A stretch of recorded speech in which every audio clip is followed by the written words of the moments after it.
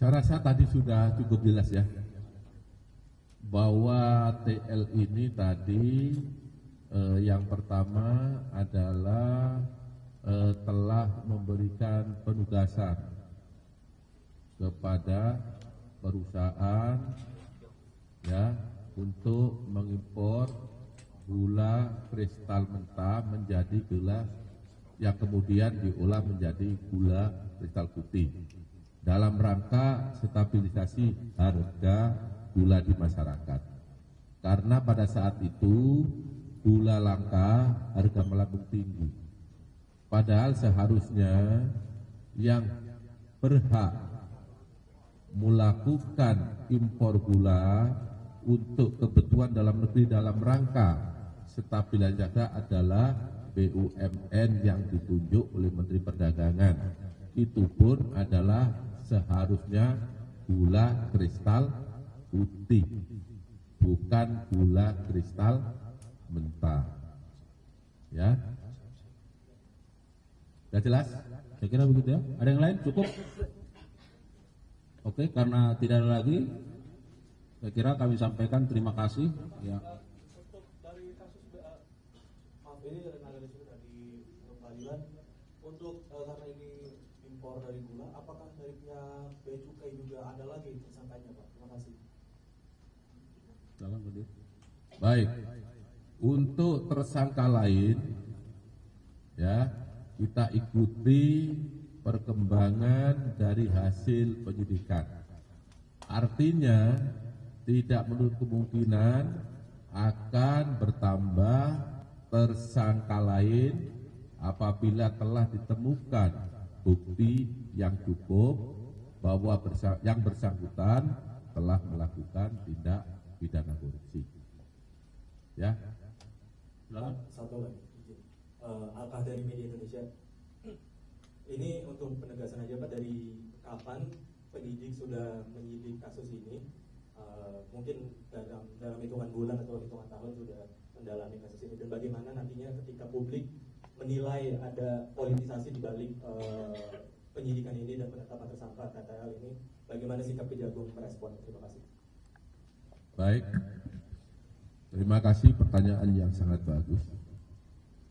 Bahwa penyidik bekerja berdasarkan alat bukti, itu yang perlu digarisbawahi.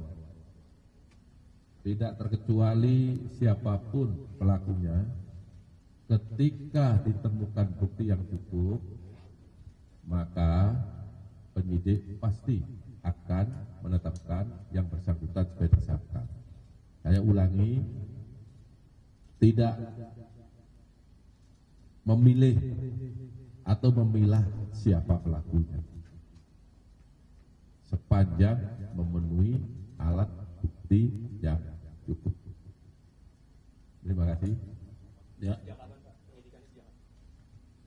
Penyidikan dalam perkara ini sudah cukup lama, sejak Oktober 2023.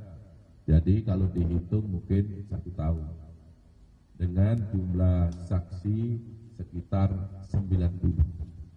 Tentu penyidikan tidak hanya berdiri di sana, kita juga minta penghitungan kerugian keuangan negara, juga memerlukan ahli, sehingga cukup lama karena perkara ini bukan perkara yang biasa, bukan perkara yang sederhana.